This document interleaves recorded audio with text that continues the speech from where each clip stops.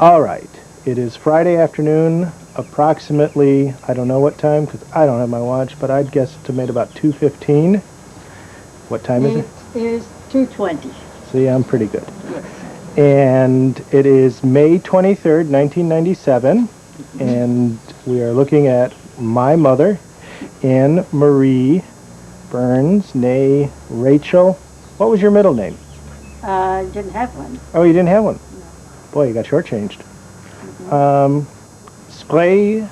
Spreiregen. Spreiregen. Okay. And we're just going to talk and Shoot the breeze. shoot the breeze. Now, let's see. I want to turn on this windscreen just because I've been told by people that it's good. Yes. Who was the most interesting person that you met during the occupation? Hard to say. I could be facetious and say me. Well, honesty is no sin. Hard to say. I mean, I know a number of interesting people. Well, start talking. But the most interesting. Well, what I wanted to do was to start somewhat, not exactly chronologically, but No, I wanted to start. Homer said, what did the lesson of Homer was in medias res? Yes, Start in the middle. Start in the middle. Well, I was not going to start with my birth. I was going to start with the declaration of war, actually. Okay, why don't you go ahead and do that? I'm going to go grab a clipboard and some paper so I can make notes to myself. Okay. Okay, so Declaration of War was 1939? 1939, yes. But I hate to talk to the camera without you being there, so Well, hurry up. Okay.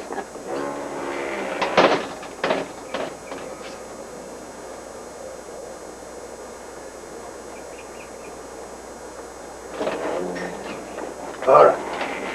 That was quick. Yes. Okay. Well, Okay, Declaration of War. Yes. In 1939, the war was declared early September something. And this led to the phony war, right? This was. Yes, this led to the La Drôle de Guerre. Now, And they call it phony, drôle means both funny, F-U-N-N-Y, and like an odd sort of thing. So drôle de guerre is a funny kind of war, is what it means. Now here they translated by the phony war. We thought it was a funny kind of war because there were no shots fired. You know, there was no fighting. now this was precipitated by the German invasion of Poland. Yes. When France and Britain. France and Britain issued an ultimatum to Hitler to cease and desist, and Hitler did neither cease nor desisted. So by a system of treaty, because of treaty obligations, we had mutual defense treaties. France and Britain declared war. Now, who was the French government of the day? Was it Daladier. Daladier? Yes. Now, was he a conservative or a socialist? He was a radical socialist, and as Dad would have told you, that meant he was neither radical nor socialist. It was right of center, somewhat right of center, the radical socialist. And Edouard Daladier, I'm sorry. Edouard Daladier was the premier. And who was the president of the Republic? Albert Lebrun was president of the Republic. Albert Lebrun had a somewhat illustrious career as a polytechnician. He was a graduate of École Polytechnique, and he was, I think, had a career as an engineer. I can't be quite sure exactly, you know. Was he from one of the great families? Albert Lebrun?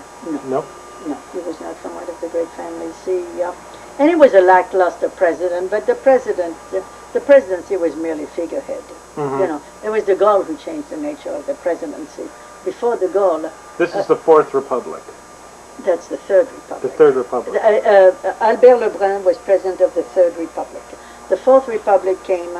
After World War II? After World War II, and the Fifth Republic was declared by de Gaulle with a new constitution. Right. And so this was the Third Republic that had existed in France since after the Franco-Prussian War. And so Albert Lebrun is president. and Edouard Daladier is Prime Minister. And in England, we've got George the Sixth on the throne. George the Sixth, George the Sixth on the throne, and Chamberlain. Chamberlain. Neville Chamberlain is Prime Minister. So both countries are led by fairly weak men. Yes. Accommodationists. Yes. And well, it's not so much accommodationist as the fact that people just did not view another war with any degree of enthusiasm. It had been just 20 years since the end of World War I. Mm-hmm. I mean, World War I ended, the armistice was, or peace treaty was in 1919. And we're talking 1939, people who's, I mean, I grew up with World War I as the immediate topic of every conversation. Everybody, World War I was like yesterday. And the street scenes in Paris, were there World War I veterans were everywhere to be seen? Injured, disabled veterans? Absolutely, always. They had a movement called les gueules cassées, which means the shattered faces. Mm-hmm. And they were all over. Now, these were men who they'd have. Oh yes. Well, they of, wouldn't have those prostheses, but you. No, they'd have scarves over their faces. Oh yes, absolutely. And every Armistice Day, which was probably bigger than 4th of July. Than 4th of July as observance, they paraded the veterans. You know, they particularly the maimed, the gravely maimed one. I knew even during the German occupation, I knew a nurse whose husband had been gassed in World War I and was totally incapacitated. She was the wage earner. Mm-hmm. Because, he had a pension, meager pension from the government, but he had been gassed. Now, France's population in 1938 was approximately 40 million? Just a shade under 40 million. 40 million. The Germans had twice the population. About 75 million. Yeah, just about twice. Britain was about 40 million. I really don't know what the population of Britain. It might have been somewhat smaller than France's, I don't really know. Yeah. But it couldn't have been much difference. Yeah. And couldn't have been much difference. In World War I, the French lost 1.5 million, 2 million men? Oh, something like that. It was a slaughter. So did the Brits. The Brits lost right. a lot of men too.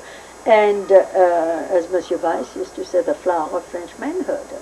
He used to say that Napoleon's wars had cost 2 inches to France, because the flower of the young men was killed in Napoleonic wars, and the less fit ones continued the the physical stature of the Frenchmen was reduced because they were not the finest specimen. Same thing happened in World War I, and there were not only many war widows, there were also war spinsters, that is, women who never found husbands because there were no men available. There was a surplus of women over the supply of men. You mentioned Monsieur Weiss. Give just a thumbnail description of Monsieur Weiss. And well, Monsieur Weiss was a member of a very illustrious family. Dora tells me that they are actually part Jewish. That they're the mother, Huguenots. the matriarch. Huh? They're Huguenots. No, they're not. They're Protestant. They are now. Madame Weiss was Protestant, not Monsieur Weiss. Oh, Monsieur Weiss was not? Monsieur Weiss might have... no, as a matter of fact, Monsieur Weiss was a... he had his own cosmogonie. He had evolved his own universe. Equal part Freemasonry, equal part... I'm not sure about Freemasonry, but the fact is that the matriarch of the Weisses was the Jewish matriarch. And Dora tells me an absolute gorgon. But when you say matriarch, how many generations back? Just Monsieur Weiss's mother. Oh. Yes. Now his sister, he had 2 very famous sisters. One was Louise Weiss, who had been Minister of Education in one of the Léon Blum's governments. And Léon Blum was the Prime Minister, Socialist Prime Minister during the mid-30s. In the mid-30s, who created the Front Populaire, which was a coalition of left-wing parties. And Right, and when you say left wing, we're not talking left wing a la U.S. left No, wing. no, no. We're talking socialist and communist. Hardcore communist. Absolutely. We're talking Stalinist. Right, we're talking the Comintern. We're talking. On the part of the communist, yes. The socialist, less radical than that. But this still, is very much the picture that Arthur Kessler painted in Darkness at Noon. That sort of ideology. For the communists, but not for the socialists. No, no. The socialists are not that. The socialists certainly believe in control of industry by the government, right. But they don't believe in the dictatorship of the proletariat. Right. So there's a vast difference. But one thing, in painting this picture for people who watch this, I think to understand the absolute. They won't understand anyway because Americans don't know history. Well, we'll try to educate them a little bit, but just how ideologically riven the atmosphere was. Now, very, very, very much so. In the mid-30s, yes. Absolutely. I remember what they used to call grève sur le tas. Mm-hmm. Grève is strike. Right. Sur le tas means on the spot. In other words, occupation of factories. Mm-hmm. What do they call that in the States? Sit-down strike. Sit-down strikes, yes. And they occupied factories for weeks and weeks and weeks at a time, where they were actually their food supplies were brought in by wives, and they had riots. They had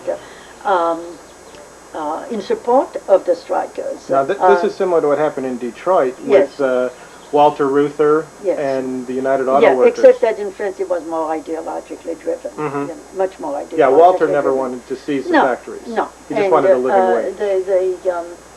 And I think, if I remember rightly, eventually the workers were driven out of the factories. This would have been the factories of Renault, Peugeot. Factories, steel factories, auto factories. And there was a fair industrial base in and around Paris, what they call the Red Belt, the banlieue rouge. And that's the northern suburbs? It's east, north, some to the south. Actually, it really ringed Paris pretty much. Okay.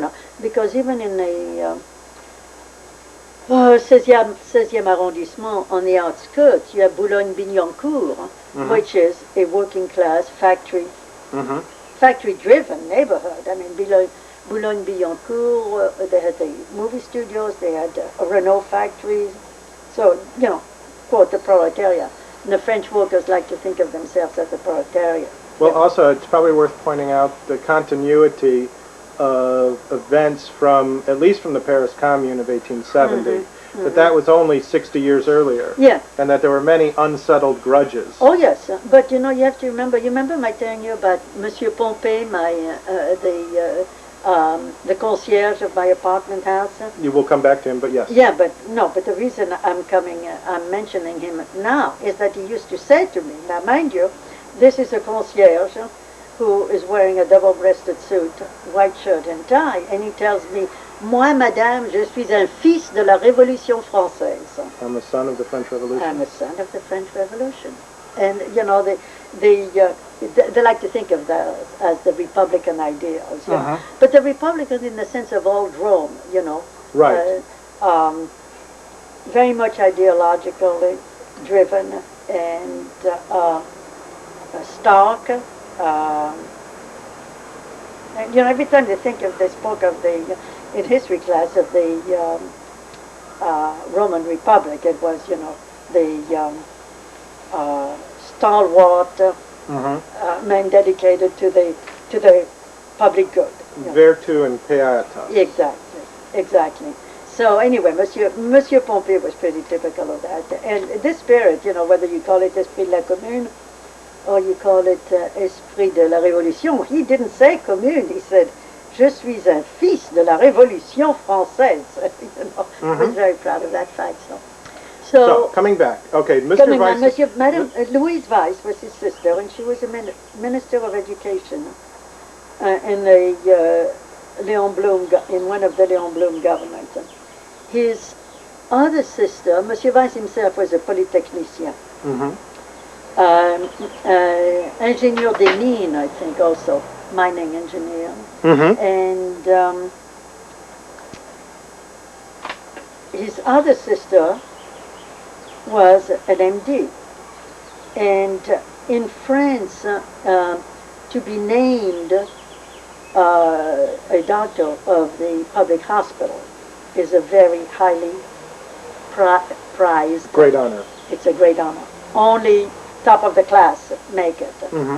And she was the first woman ever to be named médecin en chef des hôpitaux de Paris, chief medical officer, chief doctor of the hospitals of Paris. Really? So yeah. it was for the whole. So this was for the whole municipality, not well, just in effect, hospital. the title is that, you right. know, but they don't go to every hospital. I understand, you know. but And so that was his second sister. I don't.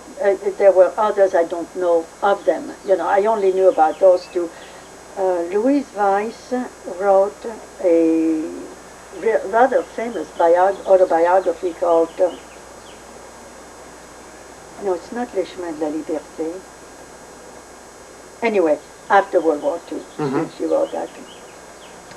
But Madame Weiss was issued of a family where her father had started as a clerk in a famous,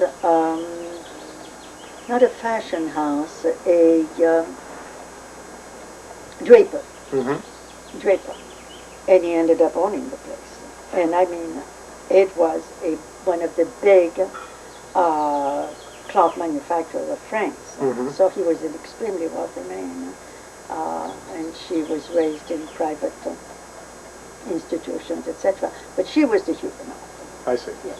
And as I said, Monsieur Weiss is of no known denomination that I know of, except the founder of his own religion, you know, with Monsieur Weiss sitting on the throne, you know, the kind of person for whom God wouldn't dare rise to greet him because of fear that Monsieur Weiss might occupy the seat.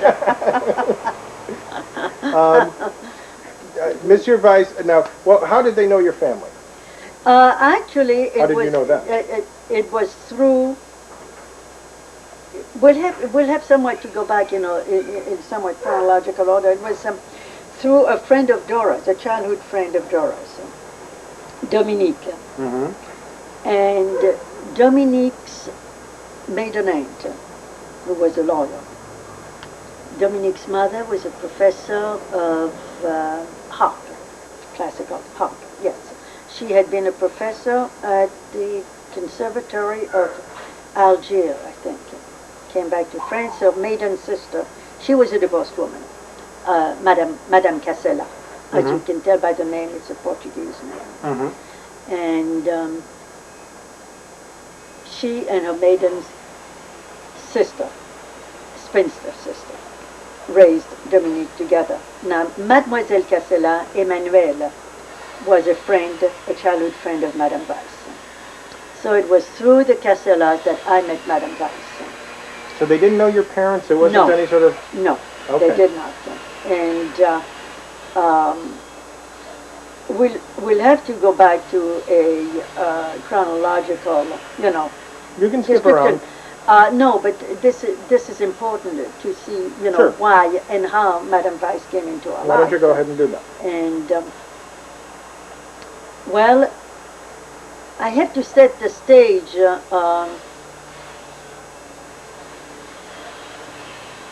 It's easier for me to sort of follow from the time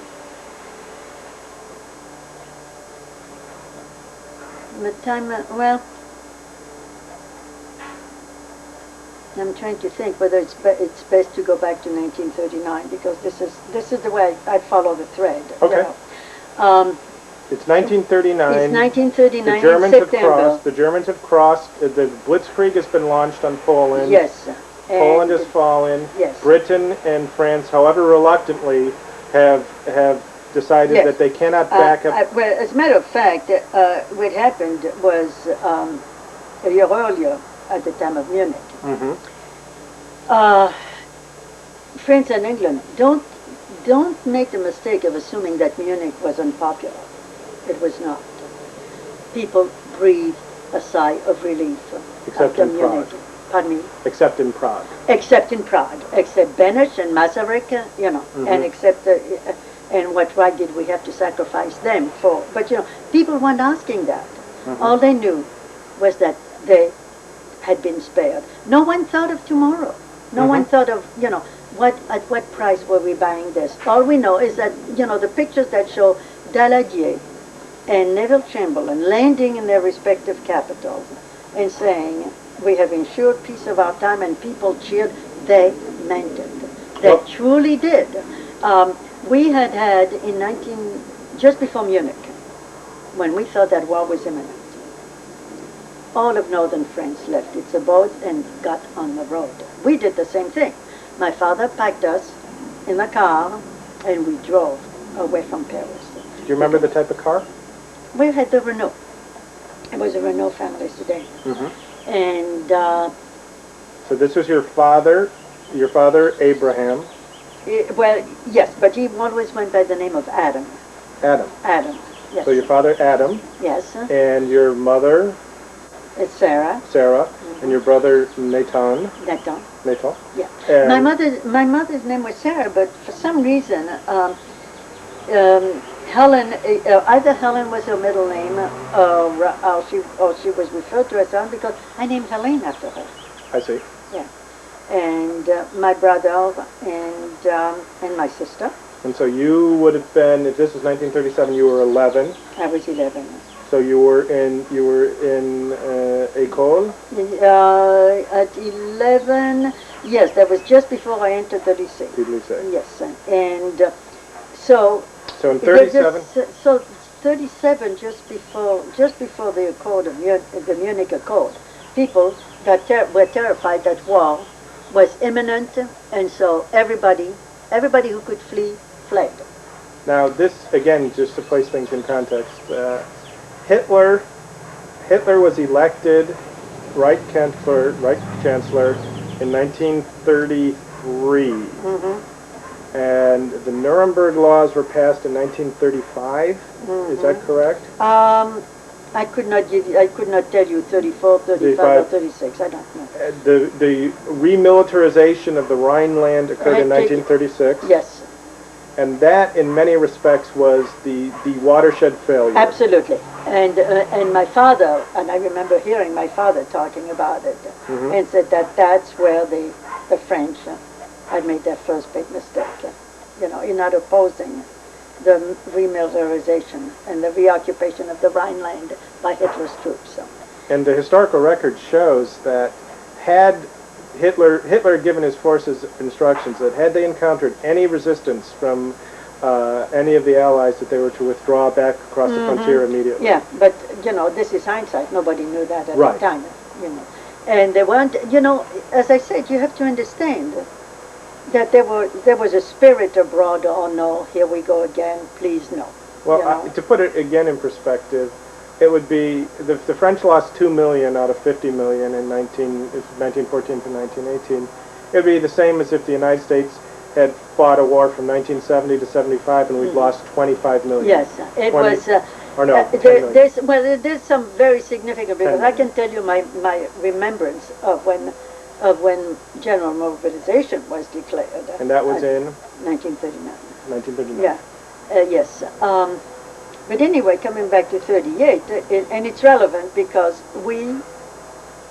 before the Munich Accord was signed, as I said, with everybody who could afford to leave Paris, we left. And we drove as far as a small village, or my father drove as far as beyond Moulins. Moulins is a town in central France which is not very far from Vichy. Vichy, which became the seat of the French government after the German occupation started. And we stopped at that small country inn. My father had driven probably straight from Paris. We stopped for the night, laid over there for a few days, and then found out that the Munich Accords had been signed. And we headed back for Paris. And now that is 1938. What was your father's reaction to the Munich Accords? He was prescient about the remilitarization of the Rhineland. Yes. Was he similarly foreboding about Munich, or was he relieved? I don't remember anything specific. Mm-hmm. I truly don't remember anything specific. I know that, like everybody else, we thought that it's like a comet is going to hit the Earth, and at the last minute it changes course. That's the way we felt. You know, the comet had changed course at the last minute. Everybody. I mean, everybody. So a feeling of euphoria. No, not euphoria at all. Relief. Relief. Yes. We had a close call. Okay. On l'a échappé belle. And I go forward to then the summer of 1939. Mm-hmm. We had gone for les grandes vacances, great vacation. This was to summer Normandy? vacation. No. To Massif Central. Okay.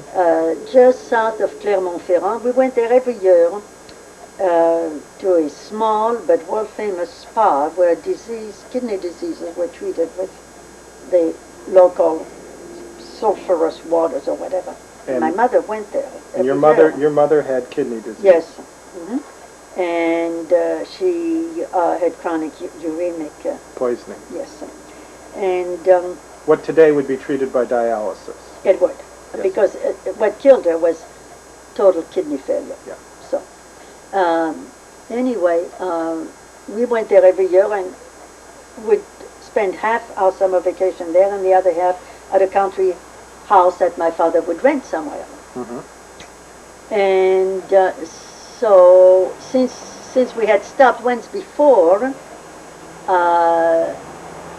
just outside of Moulins, the year in 1938, my father rented a place for the summer, a part of the summer, near Moulins again.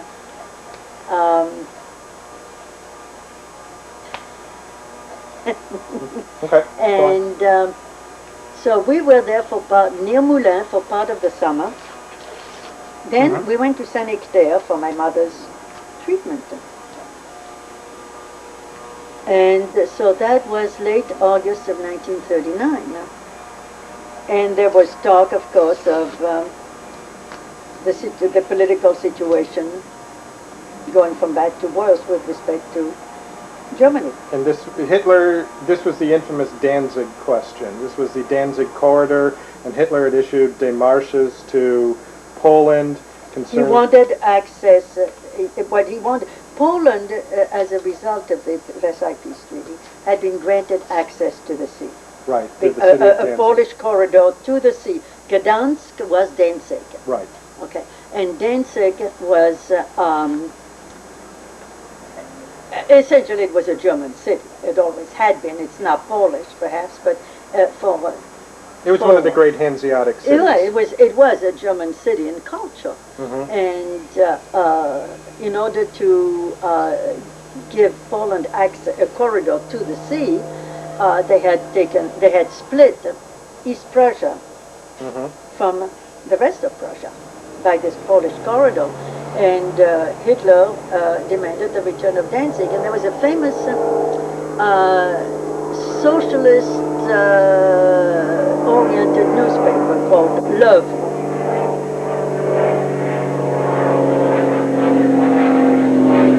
Just to let you know, this is really live taping, folks. Yeah. This newspaper was called L'Oeuvre, L''O''E in the O-U-V-R-E. And it was the book? The work. The work. Mm-hmm. And it was socialist oriented, and the editor-in-chief was a political figure named Marcel Deat, D-E-A-T, who wrote a very famous editorial called Mourir pour Danzig, Should We Die for Danzig? In other words, to ensure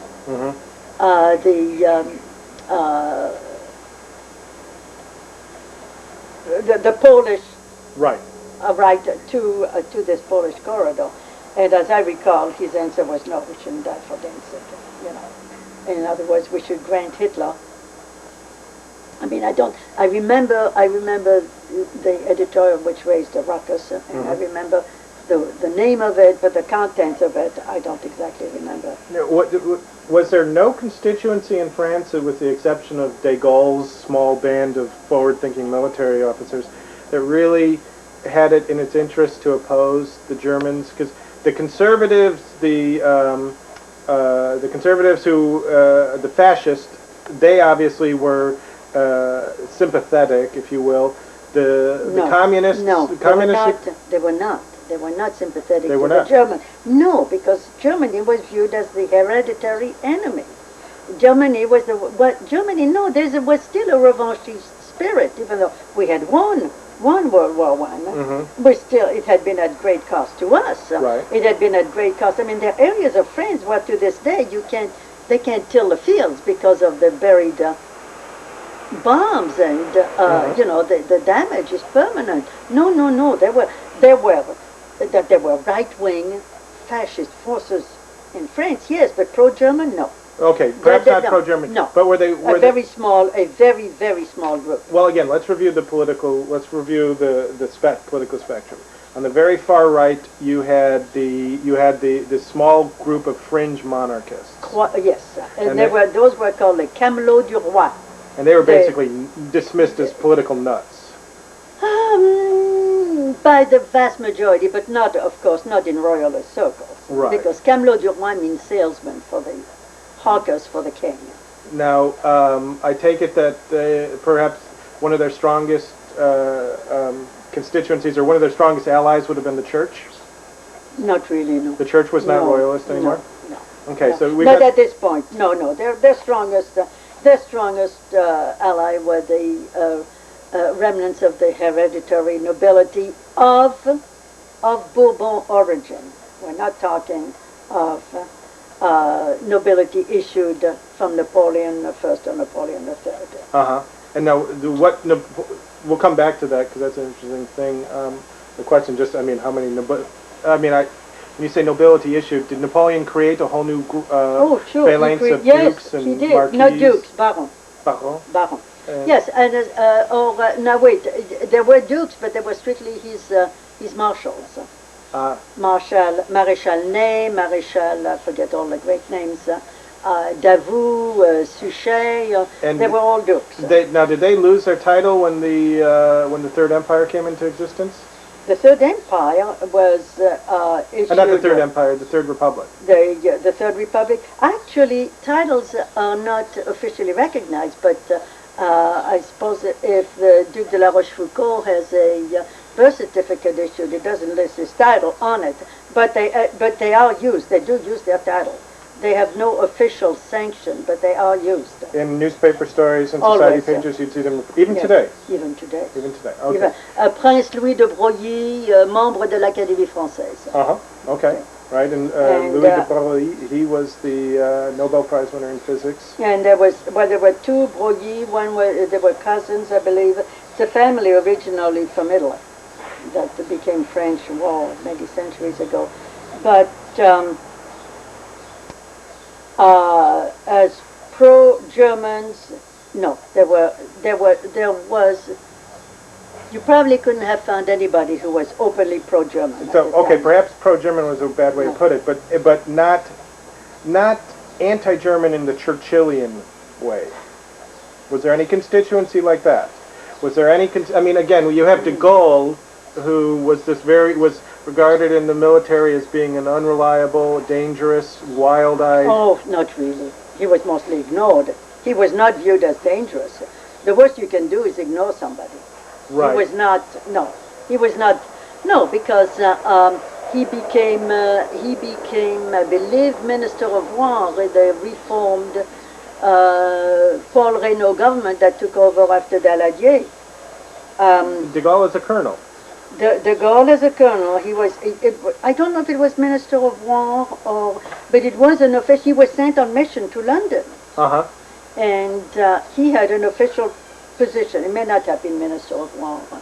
But he was heterodox to the French military doctrine. The French military doctrine that after the just the absolute bloodshed of World War I, the French invested in the static defenses of the Maginot Line. Maginot Line, yes. They spent billions and billions of francs on that. Yeah, but this was De Gaulle wrote that famous book on tank warfare. Yeah, I was going to say, De Gaulle was one of the visionaries of modern mobile armored warfare. That did not put him, he was still a member in good standing of the military. No, he was not. I don't think considered as a wild eye. And well, don't forget. I mean, that's how Churchill was considered.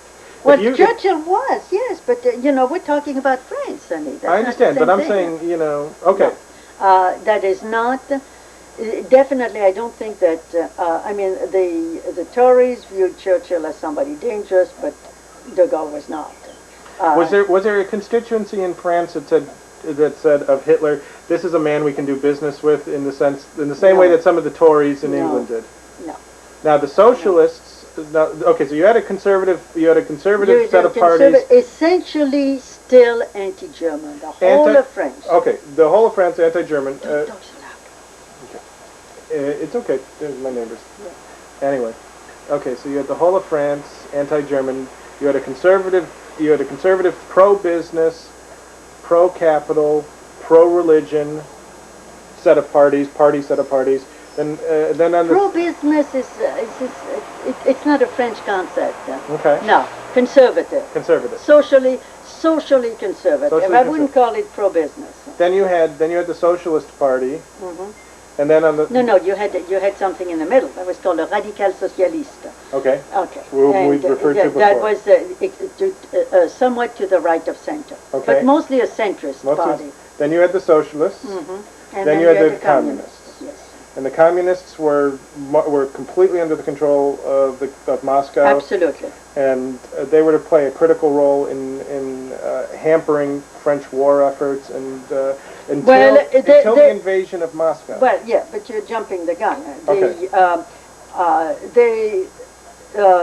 Their instructions from Moscow was to do nothing to aid the war effort.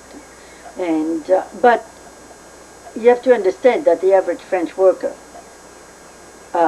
faced with a directive from Moscow to manufacture defective bombs for the French army, his patriotism would have stood in the way of this type of sabotage. While the doctrinaire spirit is very much alive in France, you have to understand that I can't say that there were pro-Germans in the right wing, and I can't say that there were dyed-in-the-wool Stalinists in the rank and file. They believed in communism, and they followed their leaders. Right. But to say that they would have placed, the interest of communism ahead of the interest of France, their country, not the France of Charles Maurras, not the France of the conservatives, but France as an ideal. Charles Maurras. Charles Maurras was a right winger, was a head of l'Action Française, and that was an extreme right wing anti-Semitic group, and they also had. But see, you're making me lose. You're making me lose the thread, because we're jumping all over the place, and that's not going to make this narrative at all comprehensible. Okay. But Charles de Gaulle, or rather Charles Maurras, was totally anti-Allied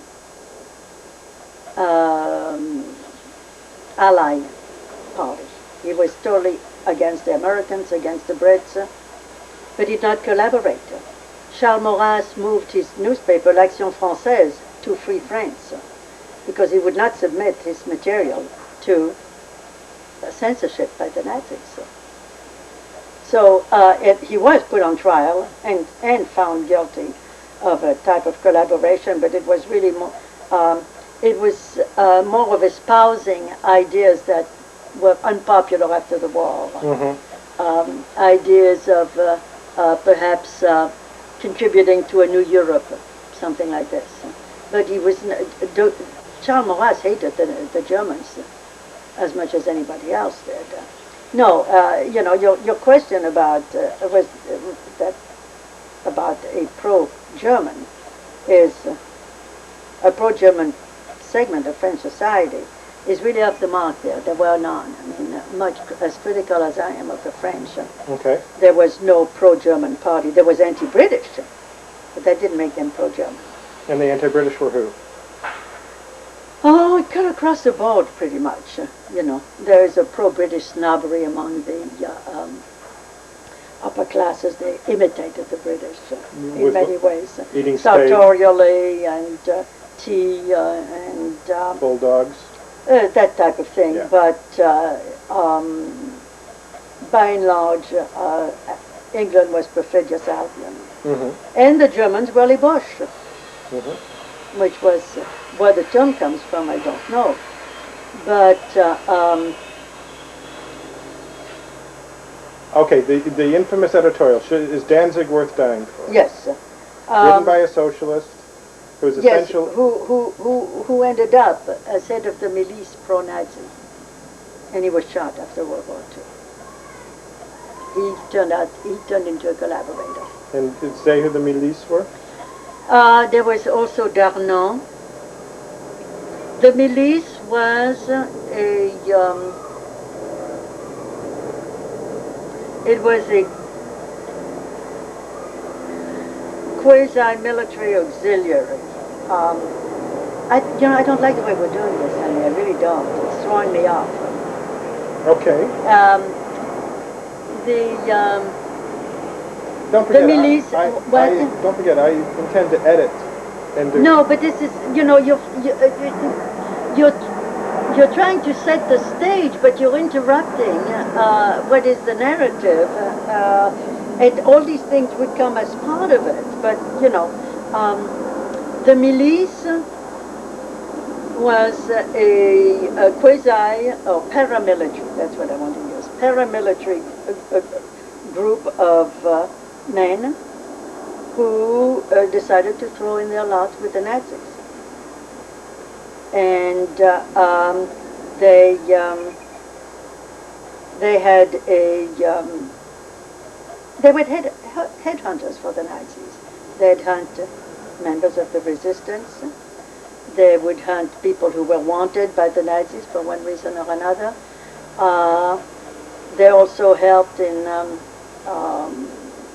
organizing a French division to fight in Germany. It was in Russia. It was called the Division Charlemagne. And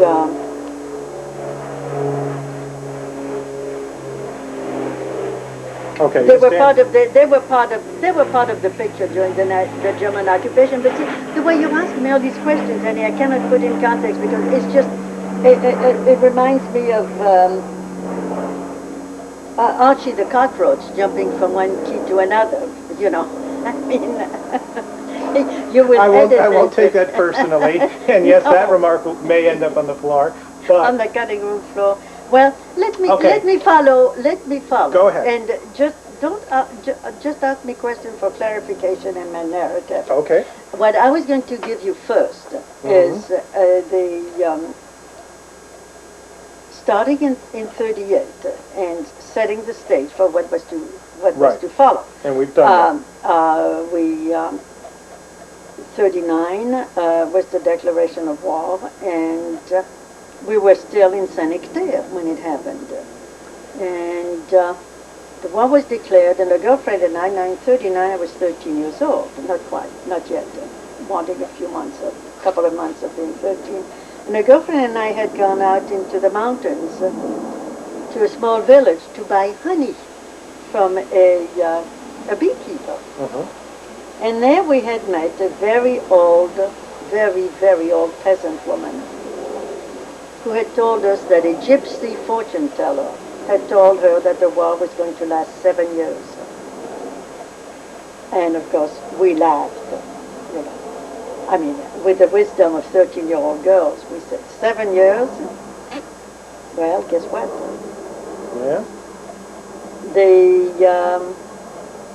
The armistice came in May of 1945, and war was declared in September of 39. So anyway, my father, instead of taking the family back to Paris, installed us in Moulins. This is where, the first episode of flight from the Nazis had virtually ended in 1938. So We never returned to Paris after the war was declared. My father installed us in Moulins, rented a house, registered us at the high school, and he went back to Paris alone because the fear was of aerial bombardment, because we had seen what the Nazis had done in Spain. How had you seen this? I mean, when you say we had, because we newsreels. Right. Newsreels. So in the movie theater, seeing the footage of Guernica. Yes, newsreels of, we knew that besides the Nazis had bombed Paris twice before. In 1870, with the Big Bertha. You know what Big Bertha was? The very large. Big Bertha, named after the Empress, after the Kaiserin, after the Empress of Germany. And in World War I also, they had bombed Paris with long-range cannons. So whoever didn't have to return to Paris did not do so. My father went and came back on weekends, and we spent that year in Moulins. And then in the spring of 1940, and from September 39 to the spring of 1940. That is the era we call la drôle de guerre. And it's not the phony war, it's a funny kind of war, la drôle de guerre. And the Nazis invaded, they came through, well, you've seen the multi-pronged operation, but they mostly also came from the north, having invaded Denmark, Holland, Belgium. I think they did Holland and Belgium first. And we were getting all the refugees from Holland and Belgium who were fleeing ahead of the Nazis. And then there was the Blitzkrieg that came through France and threatened Paris. And the French government left Paris and installed itself in Bordeaux.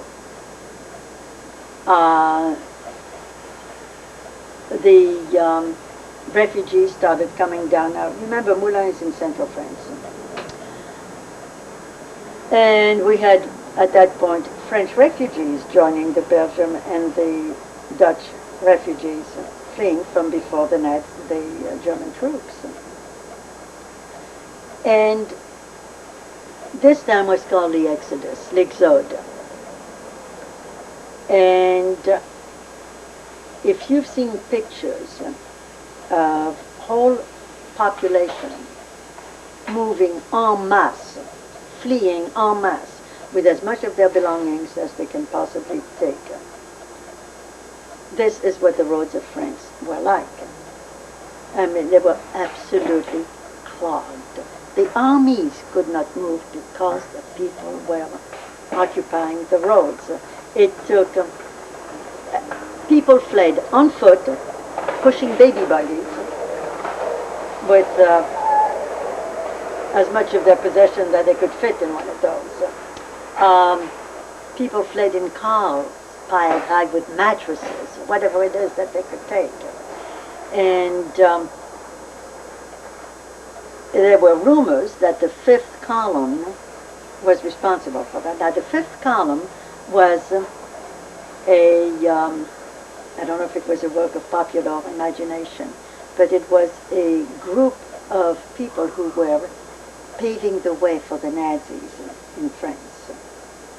And the idea was that these people would help the German war effort by spreading rumors and creating chaos and smoothing the way for the Germans. And the rumors were that it was the fifth column that was urging people to flee so as to clog the roads to prevent the free movement of troops. Well, there were a lot of stories at the time of army officers fleeing their post with their mistresses usually. They were never credited with fleeing with their wives. It was always their mistresses. Paul Reynaud had a mistress who was called Madame de Courtalès, I think. I'm not sure. Anyway, he's supposed to have fled Paris with her in tow, you know, not his wife, his mistress. And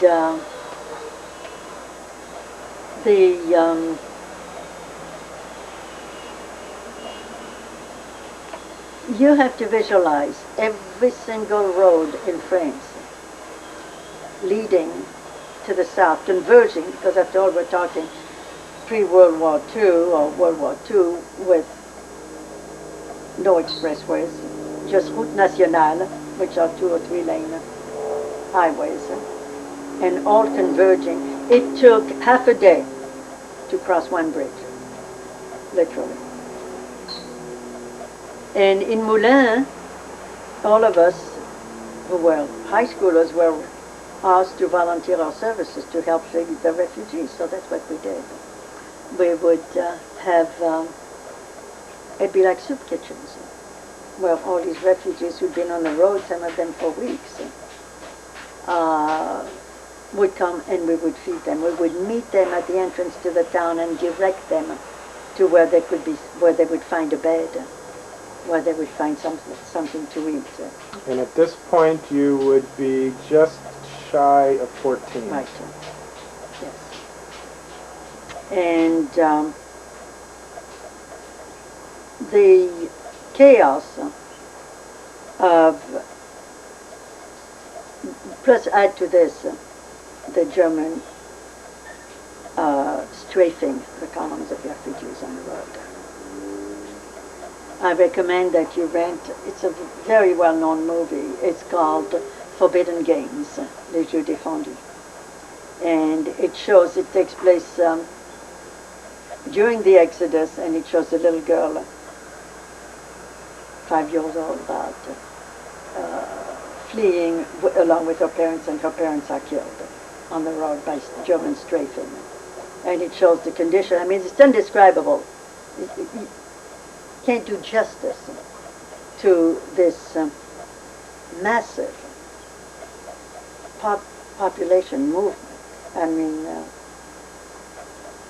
I don't think we've ever seen anything like it since. And the flow of refugees continued unabated until the Germans finally overran France. They overran the territory. Paris was, as I said, the officers were deserting their troops. I'm not saying they're all dead, but the vast, enough dead that it was, everybody was talking about that. The government settled in Bordeaux, and Paris was declared an open city. That meant that Paris would not be destroyed.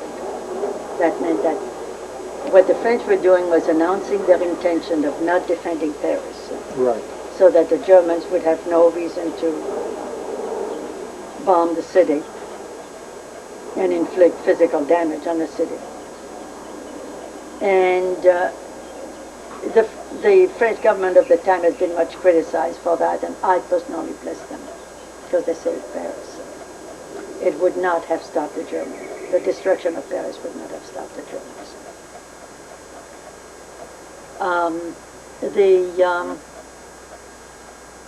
I've heard 2 kinds of stories about how much fighting the French troops actually did. I remember troops fleeing along with the general population, straggling soldiers, you know. And they didn't wait to be picked up by the Germans to be made prisoners of war, although there were plenty who were made prisoners. There were 1.5 million men who were prisoners of war of the Germans for most of the war. So, you know, they didn't all flee, obviously, or they wouldn't have been there to be picked up by the Germans. But and this took how long? This took from, you'd have to check the dates, but it was the spring of 1940. The dates? And Paris fell in mid-June. Yeah, the dates I've heard is that Yes. the fall of France took 6 weeks. Yes, just about. And all of this was, you know, the Exodus.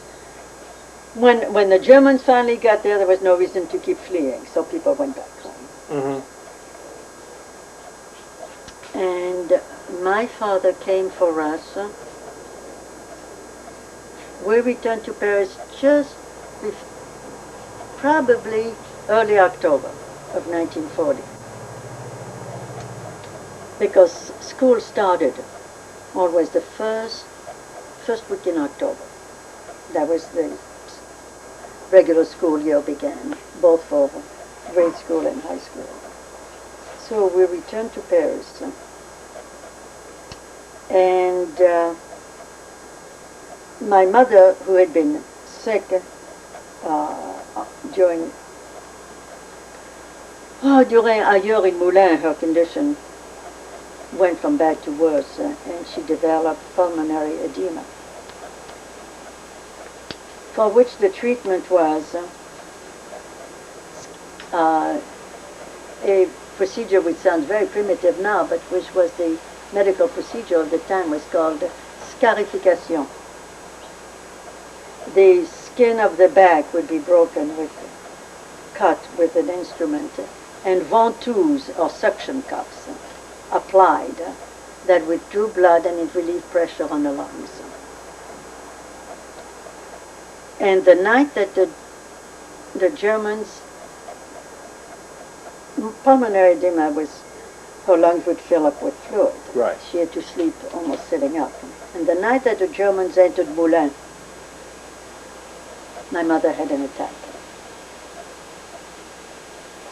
We couldn't get the doctor to come over. The whole town was in chaos. First of all, there was a curfew. You couldn't go out. The doctors were not coming out. There was no electricity. But something had to be done for my mother. So my brother, we boiled a razor blade. And he made the slits in the skin, and we applied the suction. They're glass cups, you know. I don't know if you've ever seen them.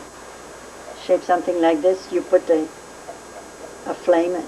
And you heat it, and then you heat it, and then right. make a section. You just pour on the pictures. Ooh. No, sorry. It's okay. And anyway, there was no electricity. Uh-huh. So we had brought in a bicycle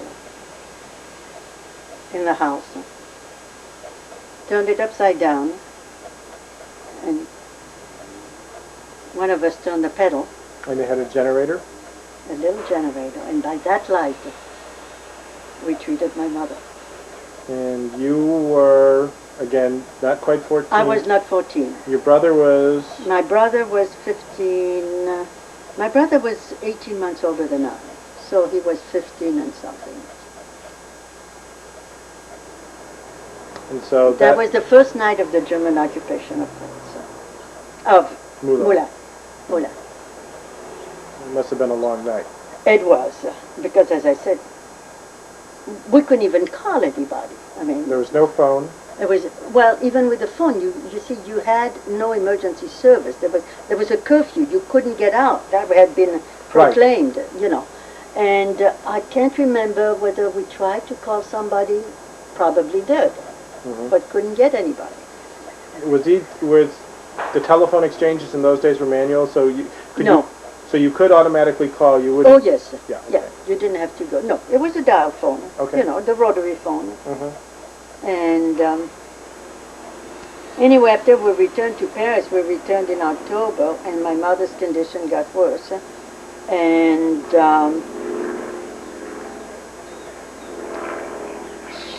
we returned to Paris, as I said, I think it was early October. And she died in November. What day? On my birthday. November 8th. Actually, a few hours past November 8th, because she died at 2 a.m. So it was technically November 9th, but anyway. She tried, your birthday was important? Yes, it was, because she, as I sat up with her at night, you know, we took turns sitting up with her, because she'd been in private health facilities that are called cliniques in France. They're not clinics in the sense that we know here. They're private health facilities. And people who have the means go there. They don't go to hospitals, you know. And was she in pain during this illness? no, not really. Was she scared? Of course. But she was how old? my mother was 39, and she'd been from one clinic to another, and finally they said, nothing more we can do for her. My mother wanted to die at home. So we took her home, and so for about a week, we kept a vigil, you know. And she'd say, I'll never see your birthday. I want to see your birthday. And I said, oh, yes, you will. And she did. She was comatose at that point, but I told her, you know, this is my birthday. And she died. Several hours later. Oh, well, I mean, you know, more than several hours later. I mean, you know, she died in the small hours of November 9th. And how did you take it? How did your siblings take it? How did your father take it? Well, my father took it like any man who's had one wife for his entire life, had children and a business, and it was devastating, but at the same time, life goes on. Was your father a stoic man? Was he an emotional man? Was he a spontaneous or controlled? He was spontaneous.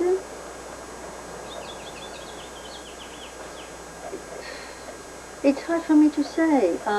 I don't think he was emotional. He was spontaneous, but he was not rigidly controlled. Was he proper? To a degree. I mean, he well, more of a free spirit than proper. I mean, you know the difference between proper and improper. But he was with a hint of the devil. Yes, definitely. Yes. And how old was he? He was 40 in 1940. My mother was 39.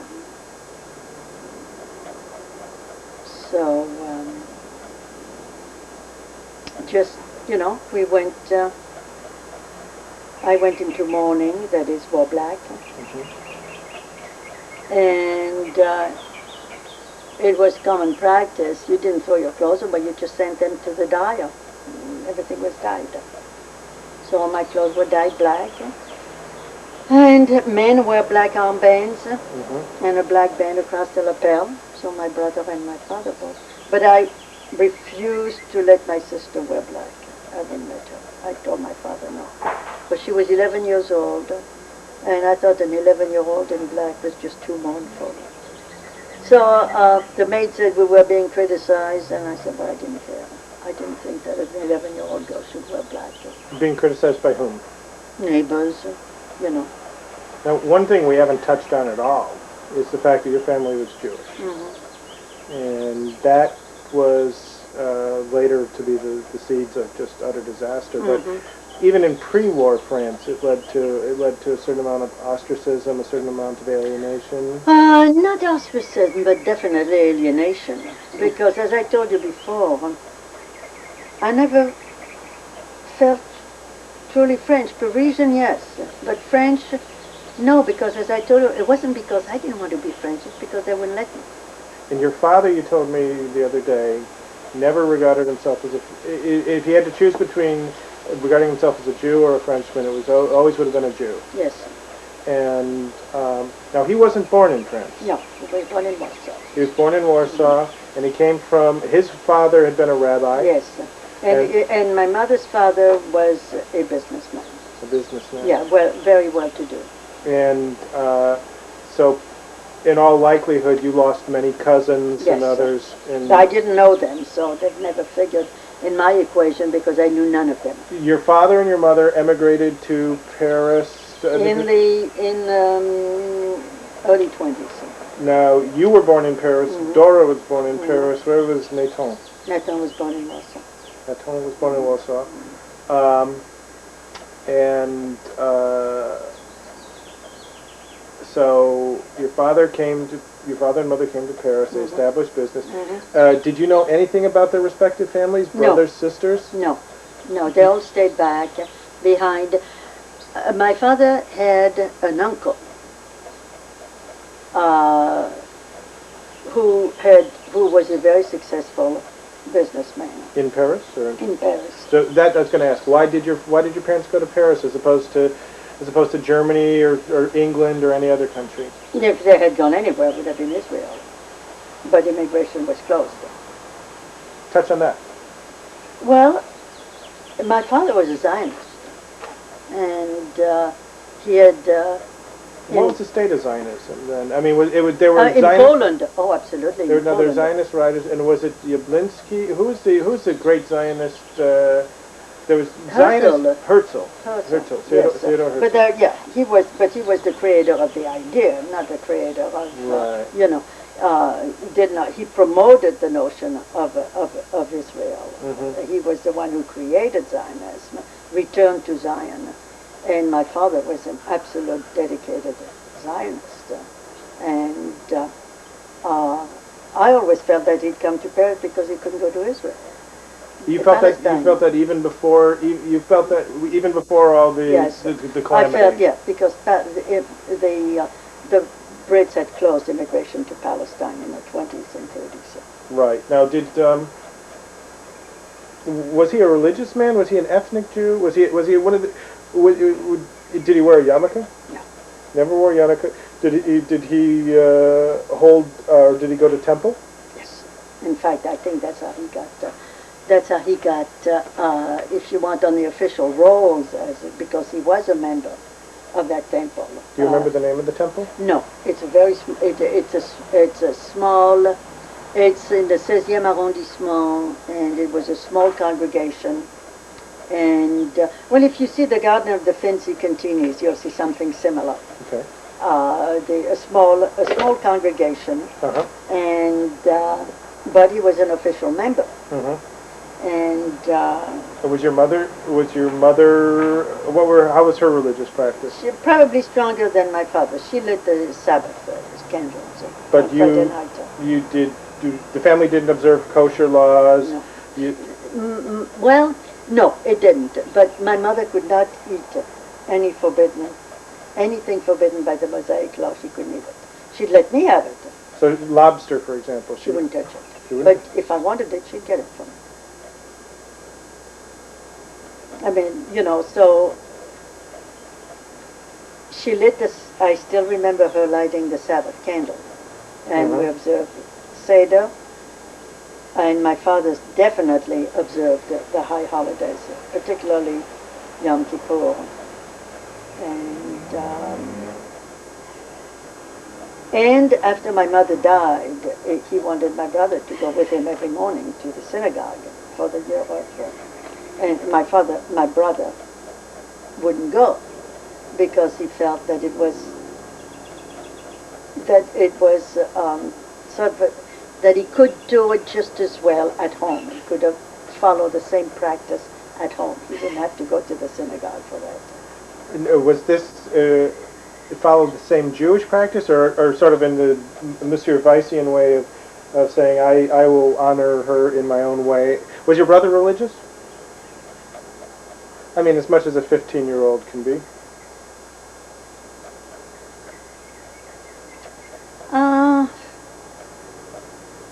Perhaps in today's climate he would be regarded as religious. And for my father, in my father's eye, he was a rebel because he wouldn't go to the synagogue every morning. Did they battle? Yes, they battled, but not, there was no, it was at the beginning anyway. And my father gave in. But it was not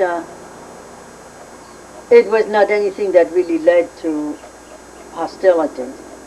It did not. It truly didn't. And just sort of normal teenager versus parents. Yeah, it's hard for me to think of my brother as a teenager because he was so serious. you know, I mean, he Describe had, him. Hmm? Describe him. How tall was he? Now, he was only 15, so he obviously... Well, he was 16 when I last saw him. 16, so... He was not short, I would say average height, not tall. 5'8", 5'9"? Something like that. With straight black hair combed back, you know. He didn't have curly hair. He could have been a Spaniard, you know, with the straight black hair. His complexion a little darker than mine. Straight nose, absolutely straight nose, dark eyes. Handsome? Yes, very. Did the neighborhood girls, did any of your girlfriends have crushes on him? No, honey, we're talking of a time when there was a boys' high school and 2 miles away was a girls' high school. And the phalanx of nuns in between. Yes, and well, it didn't keep the boys from coming to meet the girls, but it had to be, I mean, when we came out of school at the Lycée Molière, there was a, what was her function, what was she called? I can't think of the name of her office, but she stood outside, just at the exit. Our coats had to be buttoned, our gloves on, our beanie on, and we had to walk straight. And then, as we rounded the corner, there was a boyfriend waiting. He better be out of sight, because our parents were notified. You know, I mean, these were the days when I was 15, and a girl in my class was sent home to wash her face because she had a little lipstick. Oh. She wore a little lipstick. Now, when you returned from Moulin, Moulin. you matriculated at... returned to my regular school. Okay, so you returned to your regular school. So when did you matriculated at Lycée Molière? Lycée Molière, well, that was October, after our return to Paris. So that was the first time you attended it? Lycée Molière? Yeah. No, I had started at the Lycée Molière before the declaration of war. But you essentially lost a year? 1938. No, I had not lost a year. I attended the second year of high school at Moulin, third year in Paris. I see. And so, and describe the lycée a little bit. Describe lycées in general and your lycée. Pre-war lycée. Well, the lycée is pretty much all schools in France, except those built in the 70s, remind me of jails. They're built around an inner courtyard, a large inner courtyard. And that is where récréation takes place, that is a recess. But the building is square. And things have changed so dramatically because now they're co-ed. In my days, even the grade schools were segregated. The boys' school and the girls' school might share a wall, but that's all. They didn't share recess. They didn't share teachers. The boys had male teachers. The girls had female teachers. And French education was totally controlled by the Ministry of Education. Absolutely. And your father used to quote a French Minister of Education who looked at his watch, and that was in the late 1890s, and he said, at this time, all the pupils in France are studying French history, because that was very strictly regulated. And there's no PTA, no local control, no local funding. For a long time, I viewed the American preoccupation with local control of schools as somewhat of a joke. I have since changed my mind to a degree. But for Americans who think that their government is all encroaching, they should go live in France for a while, you know, because if you want to see a government in control of its people, the French government is extremely. Everything is bureaucratized, everything is regimented, and everything is dictated by the government. Do you think this had something to do with the velocity of collapse once The organs, the top organs of government, had lost control in 40. That French society, basically the foot soldiers, real or metaphorical, just didn't know how to lead themselves? No. No. You see, this brings me back to something which I wanted to allude to, and that was the difference in the mood of mobilization in 1914 versus 1939. Mm-hmm. You've seen newsreels showing the men going off to war with their women walking alongside, cheering them on, Right. flags waving. Of course, in 1914 it was revanchiste. Right. The spirit of revenge over the defeat of 1870-71 and the loss of Alsace-Lorraine. Mm-hmm. When mobilization was declared in France in 1939, it was a total catastrophe as far as people were concerned. It was the First World War starting all over again, and we had seen the slaughter. There was no illusions about patriotism, smoothing all the pain and the ugliness of war. They knew what war meant. And they went. But they went in a total spirit of defeatism. They were defeated before they started. Your father was in uniform. No, he was not. He was not? No, because first of all, he had joined a group called Interprètes Militaires Interalliés. That's military interpreters. Mm-hmm. And so theoretically he should have served as a military interpreter. He never did. What languages did he speak? Polish, Russian, German, French. And Hebrew? Hebrew is not a spoken language at that time. Right, okay. It was revived. It has since been revived, but it was not a spoken language. And he was not called because of, first, his age. He was 39. Mm-hmm. Secondly, the number of children. Mm-hmm. Because, it went first, the young men were called, then the men without children, then the men of a certain age, etc. So it was only later, in the spring of 1940, that he actually donned the uniform. Mm-hmm. And he was in uniform for just a couple of months. And then the debacle came. That's what we called it, la debacle. L'exode and la debacle. The exodus and the debacle. Do you remember what the dates of Dunkirk were? Does that stand out in your mind?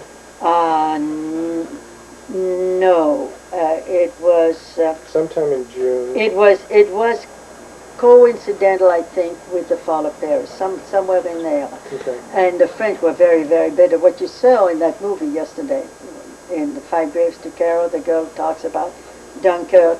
The French really did feel that way. Mm-hmm. They felt. I knew a Frenchman in Washington, Lucien Cherel, who said that the French were guarding the beaches, keeping the Germans at bay while the Brits were being ferried off the beaches. Well, after all, the Brits should save their own first, but a lot of Frenchmen were taken aboard. There were no differentiation between you're a Frenchman, you come second. Right. There were a lot of people evacuated, military people. But the French, aided by Nazi propaganda and anti-British propaganda, as I told you, anti-British, yes, pro-German, no. The French resented Dunkirk and felt that we had pulled their chestnuts out of the fire. We had pulled the Brits' chestnut out of the by enabling them to leave, and we were left behind. And all through the war, the British probably still do heap contempt on the French for their collapse, and de Gaulle pointed out that we had no defensive mode. We didn't have the English Channel. Le Manche. La Manche. La Manche. Which means the sleeve.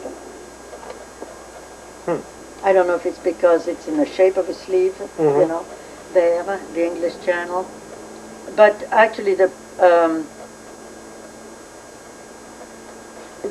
part of the peninsula of Normandy that juts northward, Presqu'île du Cotentin, that's the department of La Manche. Be that as it may,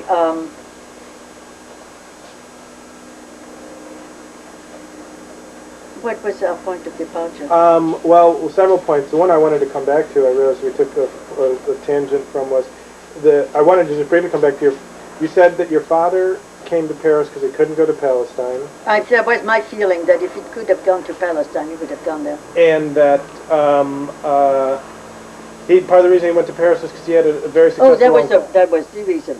I mean, you know, that he picked Paris. Yes, he had very successful, his uncle. Successful at what?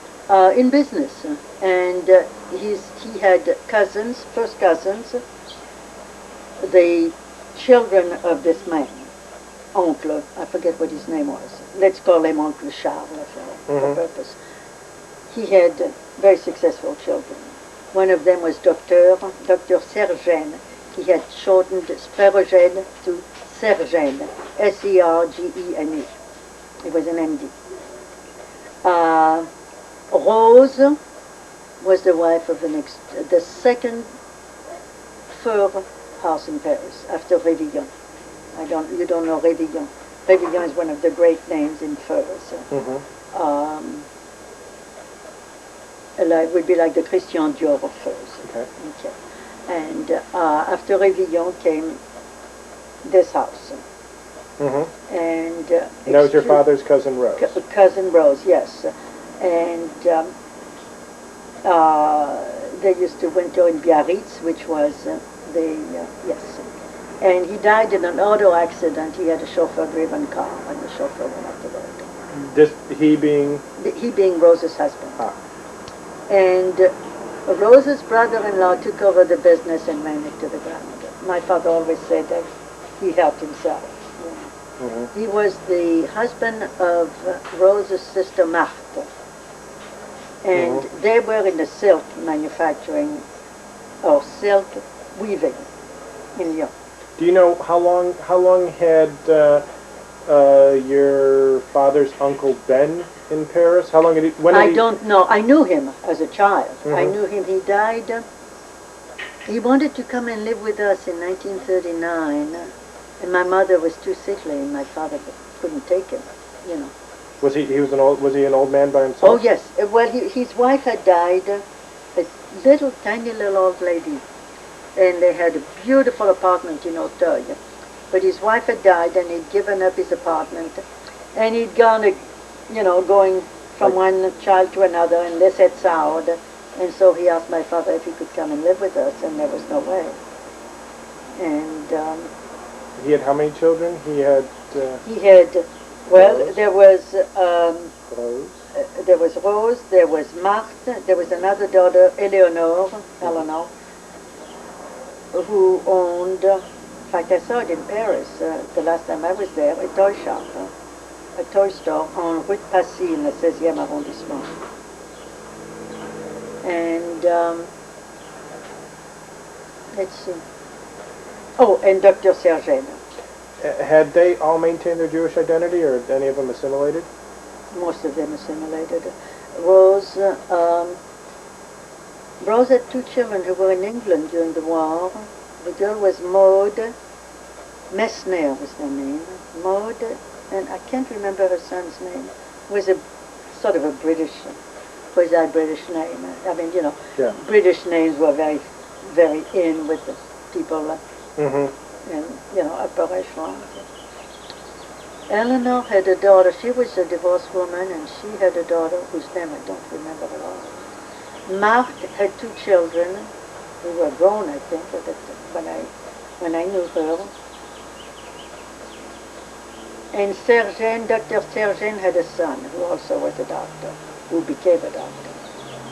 So this was the extent of your family In Paris. In France in total, that I know of. that you yes. know of. And what became, well, we can come back to that when we get to when we advance the story. So you saw these people very infrequently? Was the Rather frequently when I was in my childhood. They would come over for Seder? No, we'd go over to them. Go over to them? Yes. And, well, yeah, because you figure that it was your father's uncle. Yes. Your we uncle, would go at his large apartment. Right. Everybody would gather. He was the there. head of the family. Yes. Was He he was he the old? You probably don't know the older brother of your I have no father's idea. father? He was very tall man and extremely distinguished, white-haired, and truly every inch the patriarch. And because now one thing, again, it's only speculation, but your father's father, so this man's brother, he was a rabbi.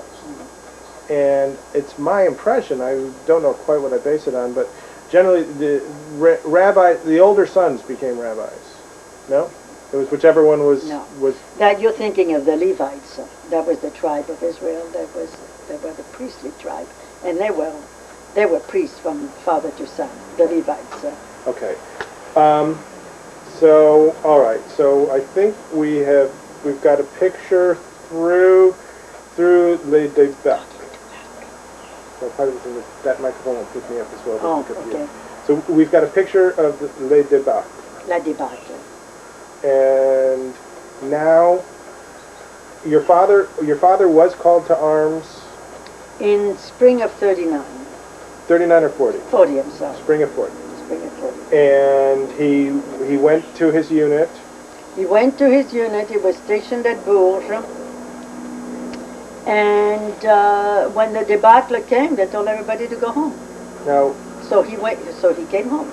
your mother was still alive at this Yes. point. Your mother was going to. Well, she died in the fall, in Yeah, November 1940. 1940s. Right. Yes. I just wanted to make sure that.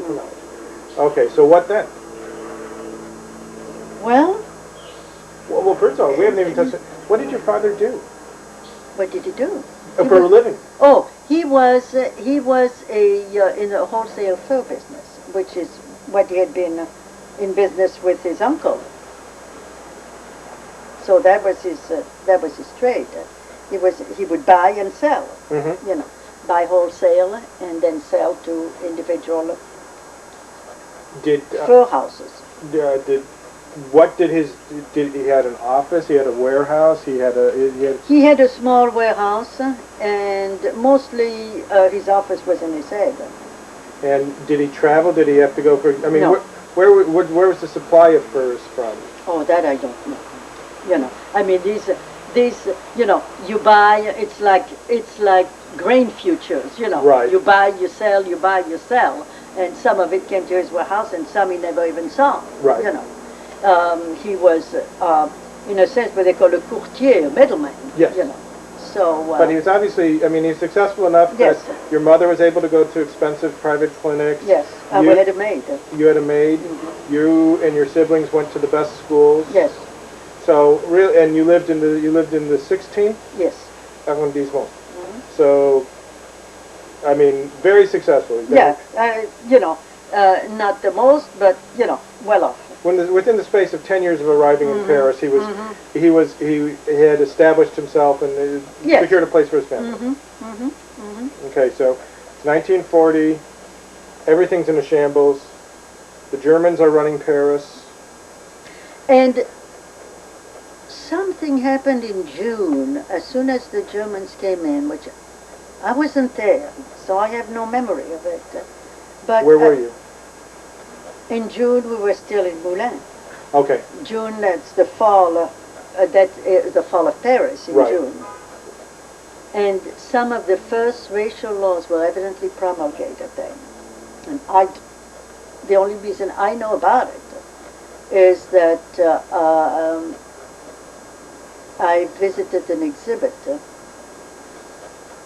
Was that the one at the Invalides? Yes, you saw part of the footage where I showed Right. that map to Helene. And in fact, it's a permanent exhibit. I'm surprised I didn't take you there. Yes, I did. I don't recall No. it. If you did, there'd be photos in those albums. Or maybe it was with Helene, because I know I took her there. I thought I had taken you there. But you didn't come in 94. That was it. You stood me up. Ha ha ha ha. I'll give you the names of people at 3 times the right. Anyway, no, that was when they had that exhibit, and this is where they had all the documentation. Mm-hmm. And I copied some of the decrees. I made notes at the time, but one of the first was in June of 1940, and what it was, something singling out the Jews for some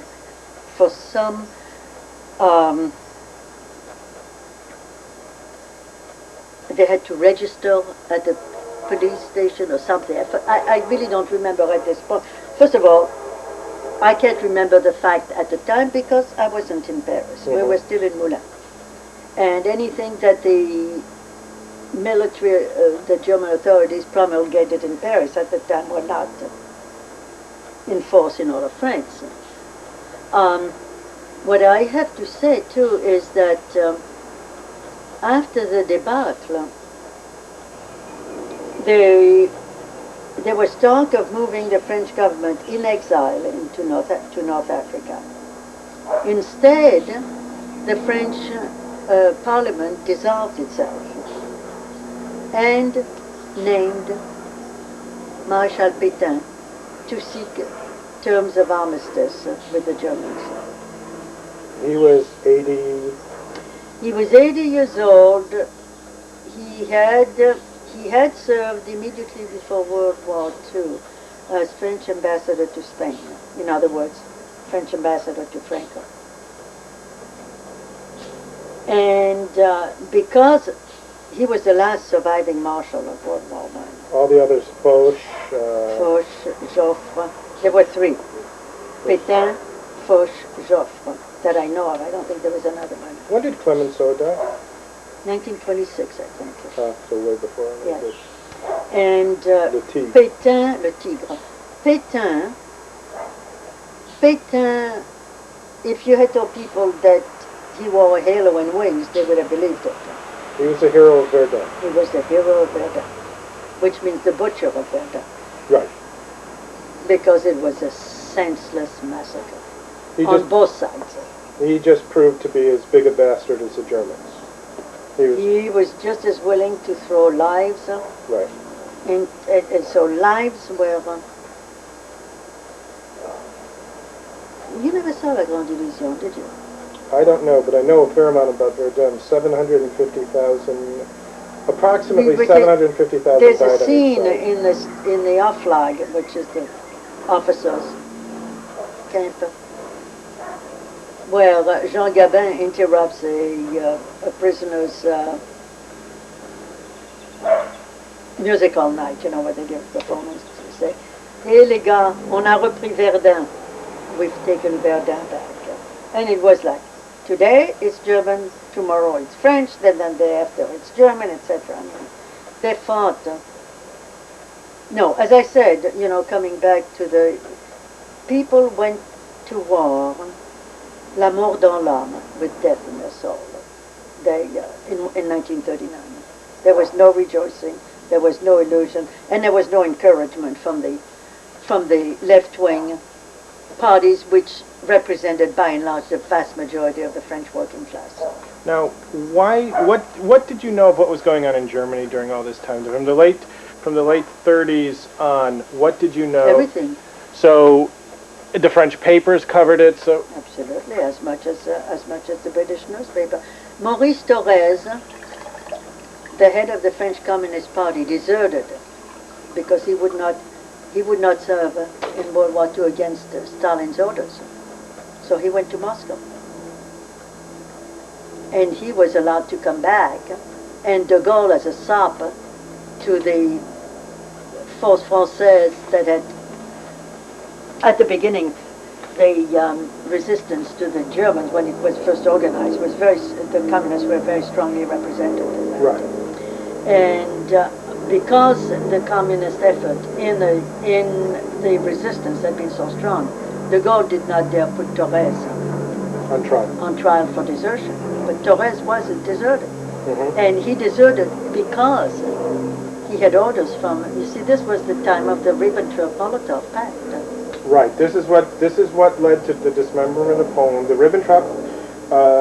von Ribbentrop-Molotov Pact was the summer of '39, and it led to the dismemberment of Poland, and it was in force for about almost 2 years. The Germans invaded Russia in June of 1941. 41 years. And so, and up until that point, the communist leadership were under instructions not. It was regarded that this was a war. It was a capitalist war. Exactly, capitalist war. And it was none of our business, and let them fight it out among themselves. Let them both go blind. And now, part of the reason I asked about what you knew about Germany is, you say in France they went to war with death in their souls. In Germany, war but that was a revanchist war. Yeah, very good point. Of course. You see, in the same way that 1914 for the revanchists in France was what they wanted, for the Germans it was the revanche of the Diktat of Versailles. Right. And you know where the Germans insisted on having the capitulation, the armistice signed. In the railroad car. In the railroad car in the Forêt de Compiègne, where they had signed their surrender, the armistice of 1918. Hitler came. Yes. And had the surrender signed by Pétain. And Pétain shook hands with them. And do you think he could have not shaken hands? Yes. Do you think he was he I want to say a collaborationist. Was he a inclined sympathetic to the fascist message? You mentioned that he'd been ambassador to Spain. No, I don't know. I mean, he was a right winger, like most of the army corps. But sympathetic to what did you say? To the fascist. No. I would say he was a right winger, but not a fascist. Not a fascist. No.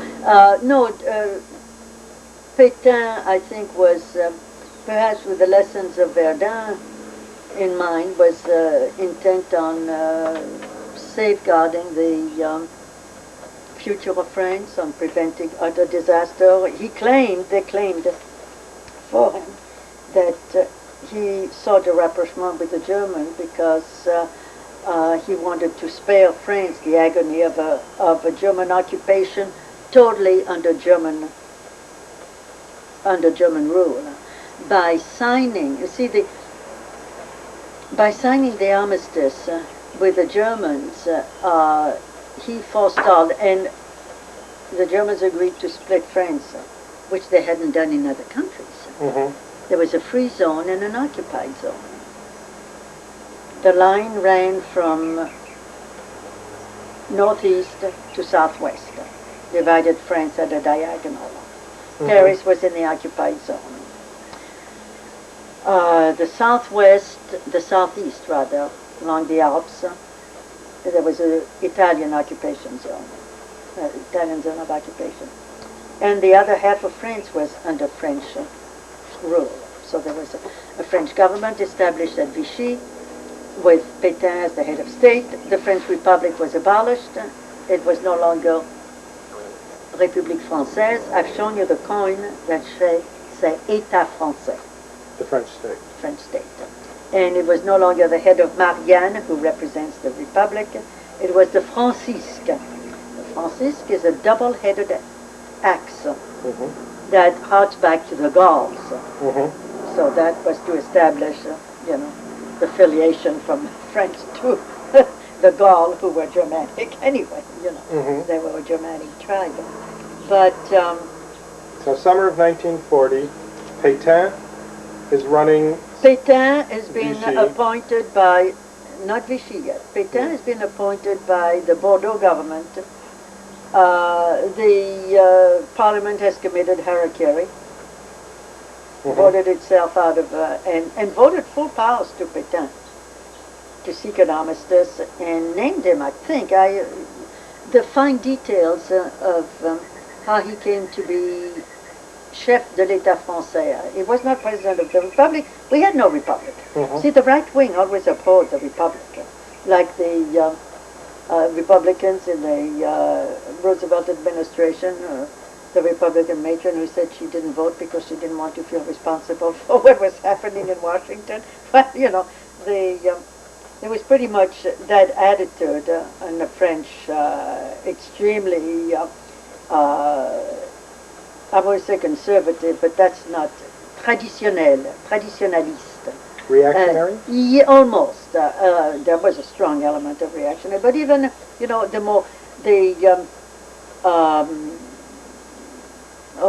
the segment of the upper class that was still flirting with the notion of an aristocracy. The motto of the French state was no longer liberté, égalité, fraternité. It was travail, famille, patrie. Work, family, motherland or fatherland. So, these are all the traditional right-wing conservative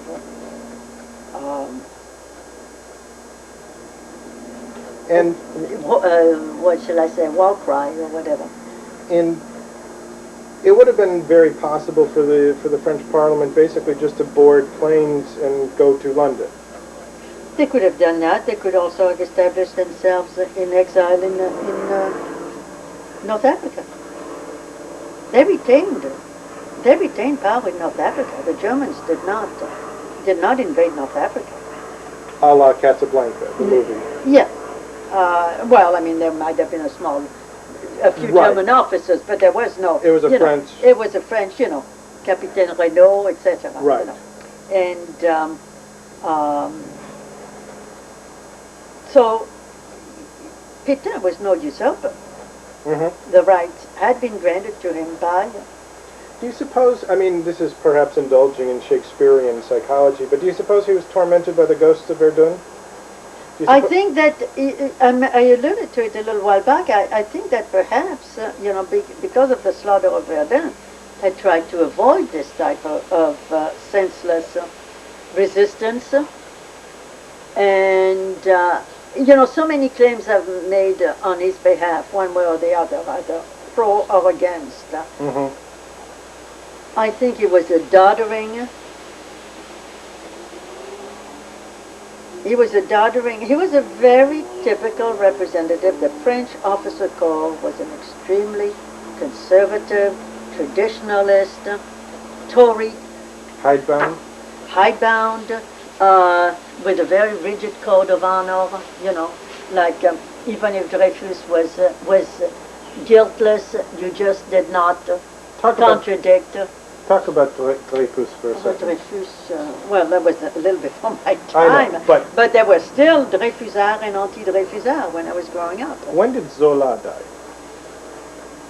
Oh, gosh, I don't know. Was he alive during this?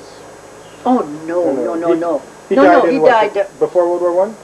Oh, I really can't say. I tend to think that he was dead before World War I, but I can't say. I don't really know.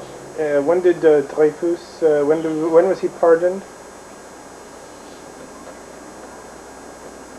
1896? Oh, really? Something like that. I thought he served longer. Well, served, no. I thought he was in prison longer. I may have my dates completely wrong. No, I really didn't commit those dates to memory. He was in prison less than 10 years, I think. I think he was on Devil's Island just a few years. But so there's a hummingbird behind you in the tree. He's flitting there. He just went down. Yes, looks like a butterfly. Yeah. So Pétain was a doddering. He was sort of a ancien regime. Ancien regime, yes, to a large degree, and he said things without. The French can say the most awful thing without laughing, which is really a tribute to their sense of humor. I think. I don't know, but they say he says. Je fais à la patrie le don de ma personne. I give to the fatherland the gift of my person. You know, I mean, you know. Anyway, they can say things like that. And Do you suppose that did.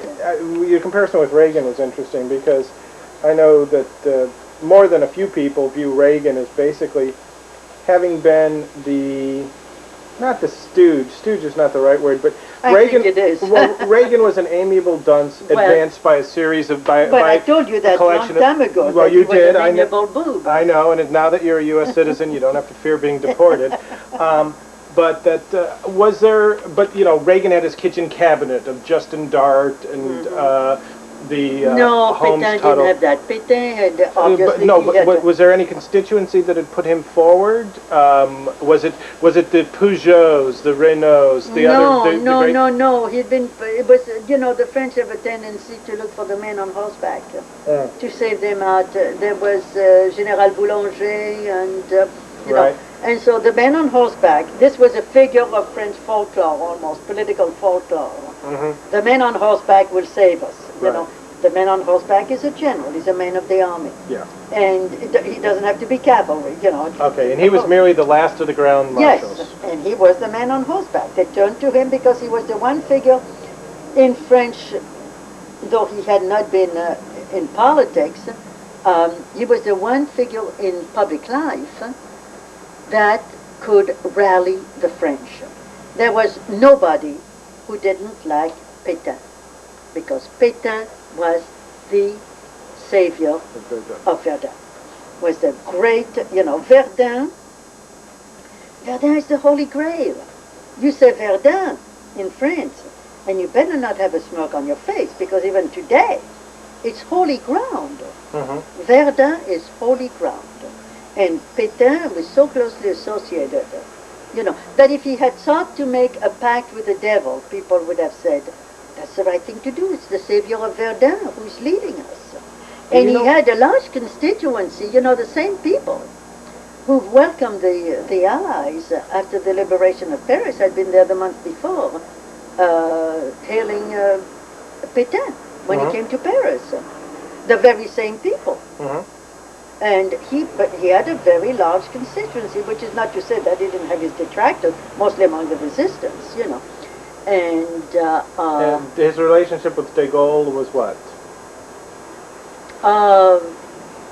Well, he had de Gaulle put on trial in absentia. De Gaulle was condemned to death in absentia for desertion. For desertion, for going to essentially for going to England. Now, I don't know that it was Pétain's idea, but he certainly went along with it. But Pétain was the great figurehead. He was not the father. He wasn't the father figure. He was the ancestral figure. You know, he was the. He was the village patriarch.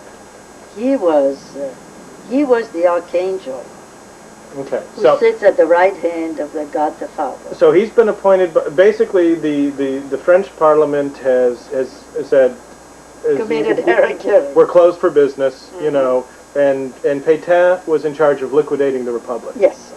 And how, I know the negotiations were entered into with the Nazis to obtain an area of France that would remain under French control, nominally.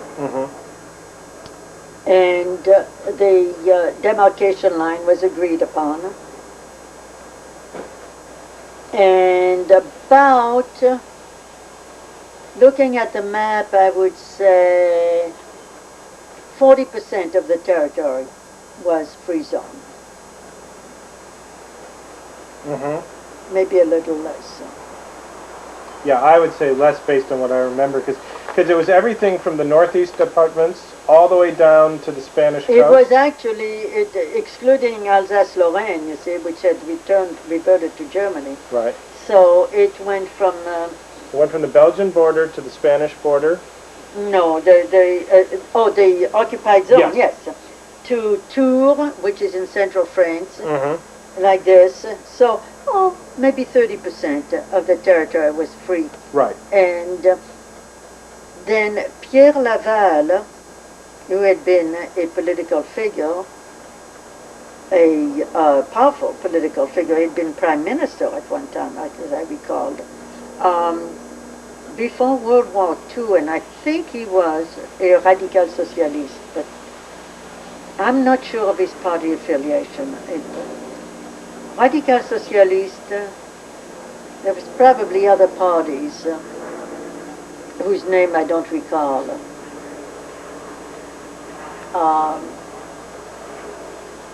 But anyway, he was right of center, definitely, and he was a figure of fun to most Frenchmen, because he came from the Massif Central region, where they speak with a peasant accent. He never lost it.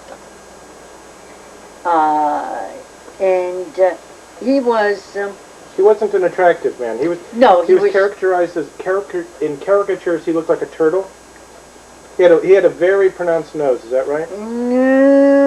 Semi-demi, not all that much. No? But he had a shock of black hair that came down almost a la Hitler. Mm-hmm. He did have a mustache. He was short in stature, and his humble origins, for all of French lip service to democracy, they still regard a man's origin as important, you know, somewhat like the Brits, who couldn't help make fun of Margaret Thatcher as the daughter of a chemist, right? You know, a pharmacist, what they call chemist, and Pierre Laval. I don't know if he went to a grande école or not. I tend to think, yes, he was an extremely shrewd man, but very unpopular. And he dominated. He was...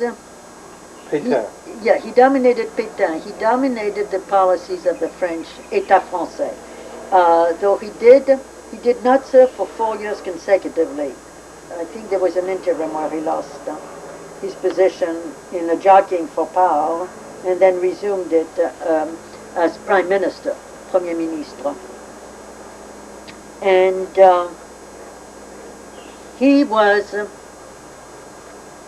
all French politicians, the most closely associated with the collaboration with the Germans for a new order in Europe.